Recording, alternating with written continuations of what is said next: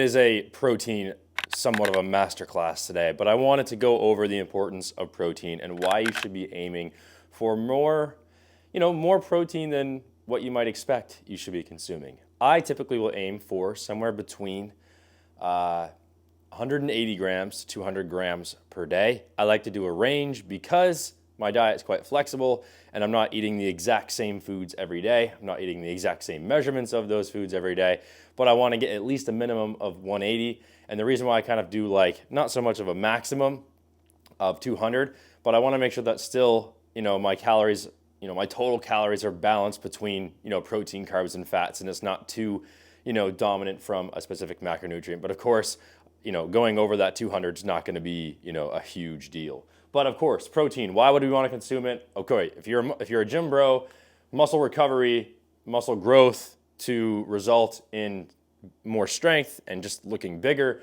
of course, that is the goal, right? We want to consume the protein simply because there are essential amino acids that we get from food that we need. Our body needs them, not just for muscle growth, but that's what we want. When you're a gym bro and you're trying to get bigger, when it comes to fitness, you want those essential amino acids. Specifically, you want leucine. Leucine is the amino acid that is directly correlated to muscle protein synthesis, which is allowing the muscle to repair and grow new muscle tissue.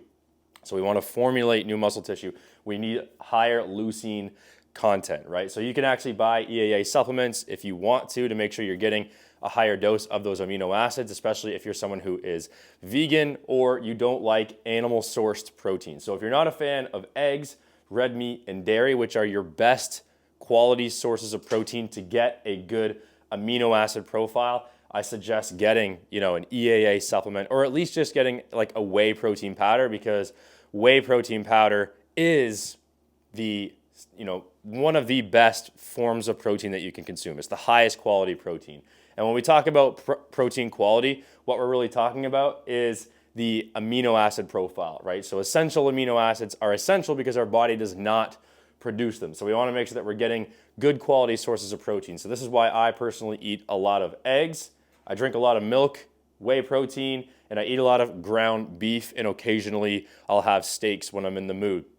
But these three things I eat a lot of throughout the day. Those are my main sources of protein. And I try to get as much of my protein from animal-sourced foods as I can. Of course, supplementation comes in handy, which I'm going to go over and show you guys some of the products that I use to increase my protein intake, but also just to make life easier and more convenient, because a lot of these things require a lot of prep time, a lot of cooking, and of course, some of us just don't have that time. So I'll show you guys some of the products. But of course, protein also has a benefit in terms of fat loss as well. Because of its thermic effect, right? It is very thermic in terms of it increases body heat. It's very hard to break down. So a lot of the calories that you consume from protein are also being burned. 30% of that amount is also being burned through the effect of digestion. Just your body's trying to break it down. So it's a very slow digesting macronutrient, more so than carbs and fats. And that means you'll be fuller for a longer period of time. When you're fuller for a longer period of time, you're less likely to eat more food, you're less likely to eat larger meals and snack throughout the day. So protein essentially prevents you from eating too many calories, just being hungrier throughout the day, and it also burns more calories. So there's 4 calories per gram of protein. So if you consume 100 grams of protein, that is 400 calories, right? 30% of that 400 is going to be burned through the process of digestion, right? There's a little bit of a thermic effect. So therefore, protein is like the king of both fat loss and muscle growth. So I suggest you start getting your protein in. So now, this is where things get tricky. How much protein should you be consuming? How do you calculate it? One of the easiest ways to go about it is if you can calculate your total calories that you need in the run of a day, right? Whatever your calorie goal is going to be, whether you want to gain weight or lose weight, that's going to dictate the range of calories that you want to consume per day. And the best thing to do is say, all right, I'm going to have to get at least 20 to 30% of those total calories from protein, right? So there are 4 calories per gram.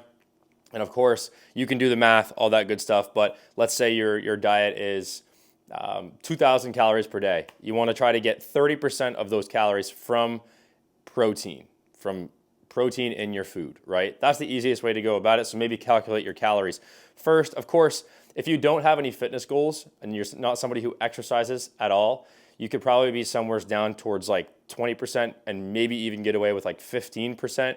But if you are weightlifting and you are trying to gain muscle and gain strength and get bigger and stay leaner, I would recommend something like 30% of your total calorie intake, right? Now you can also approach it differently, right? So some of the actual research that's done out there, when you look at body weight in kilograms, right? Take your body weight in kilograms, 0.8 grams of protein per kilogram is the minimum standard that they found in their research that was done on males specifically that they should consume on a daily basis. That's without any exercise, without any weight training. If you are weight training and you're trying to gain muscle, gain strength, then it should be somewhere between 1.2 grams per kilogram of body weight to 1.7 grams of protein per kilogram of body weight. So those are your numbers. So figure out your weight in kilograms, right? And then multiply it by 1.2 and then multiply it again by 1.7. And that's sort of like your range. Maybe you could do like 1.5 as like a nice sweet spot. And that'll give you like an ideal amount of protein that you should consume. And that's just sort of a generalized number that they have come to find the most beneficial for ideal recovery, ideal growth, and of course, your daily minimum requirements for overall health, because protein isn't just about gaining muscle at the end of the day, right? There are many things that our body needs amino acids for. There are 20 different amino acids that our body needs for dozens and dozens and dozens of different processes and metabolic functions and joint health and all this stuff. So here are some of the products that I use throughout the week when I go grocery shopping to make my protein intake much easier. Let's go. Here are some of the regular products that I buy every week to make getting my protein in much easier. I aim for around 180 grams to 200 grams per day. And sometimes eating that much protein can be difficult from getting from food alone. So supplementation and finding some higher protein products at the grocery store come in handy. Excuse me, sir. I'm in the middle of a video. Some of these are going to be very obvious. Some of these I've talked about before, and I showcase them on my stories on Instagram many times before. So product number one, which is relevantly new, and I'm actually kind of pumped to show you guys, are these Brust. These are 120 calories each. There's 20 grams of protein, and it's basically just an iced coffee, lightly sweetened, and there is only 1 gram of sugar in these. So the rest of the calories pretty much just come from the protein itself, which I highly recommend these. If you like iced coffee and you're trying to get your protein in, get these. I usually get them at Walmart, but I'm not sure. You can probably get them at most grocery stores. I haven't really checked. Pure protein bars, or just simply protein bars in general. I buy the pure protein ones because they have a huge variety of flavors. They're not disgusting, and they're relevantly cheap, and they're only 180 calories per bar with 20 grams of protein and only 1 gram of sugar, which is awesome. I think they're great. I also consume a lot of other protein bars when I'm at the gym, when I'm in between clients, or just sort of leaving the gym after my workout. Sometimes I'll grab some of the better and tastier options that the gym has as I'm leaving. So protein bars are huge. I'll probably eat 1 protein bar per day. Now, a discovery I made not too long ago as well is this Natural Plus protein milk. Now that comes in chocolate or just regular milk, and it has 18 grams of protein per cup. Now, I've been on chocolate milk for quite some time, and I was buying Fairlife because Fairlife also has a fair amount of protein. I think there's close to 10 grams in it. I forget now. But this stuff is obviously way higher in protein. And of course, it is lactose free. So that might benefit you if you care about lactose and dairy products. But I highly recommend this. And one thing that I do with this specifically, and the next product I want to talk about, is a whey protein supplement. I have 1 scoop of whey protein probably every single day. Lately, I've been mixing it with the chocolate milk. So when you combine these two together, It's about 37 plus 8 equals 45. 45 grams of protein total when you combine these together. A cup of this, a scoop of this, and that's pretty dang good, right? So that's going to be somewhere around 300 and something calories. So it's a nice little snack as well. It's great if you're really trying to build muscle and you're not too concerned about having a higher calorie, like liquid beverage. So, highly recommend these. Of course, if you're trying to save on calories, mix this by itself with just some water and then you'll be fine. All right, the last product I want to talk about is obviously very popular in the bodybuilding community, but it's often overlooked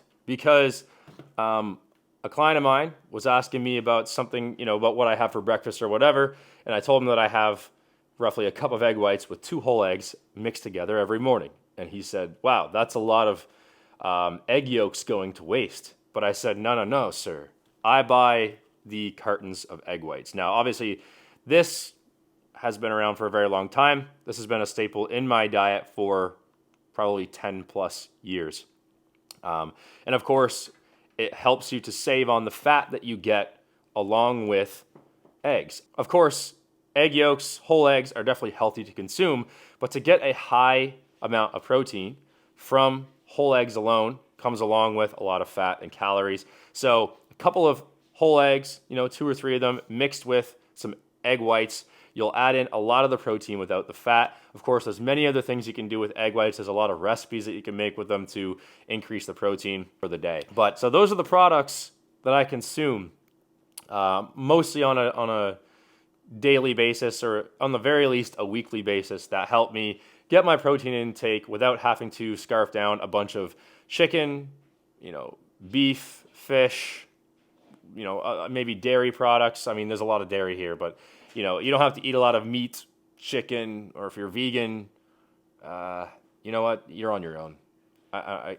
Yeah, you're on your own, buddy. Anyway, these are the products that help me. Hopefully they help you too. Thanks for watching. But anyway, that's it for this week, guys. I'll see you next week. And have a great day. And have a great time after you are done watching this video. Peace.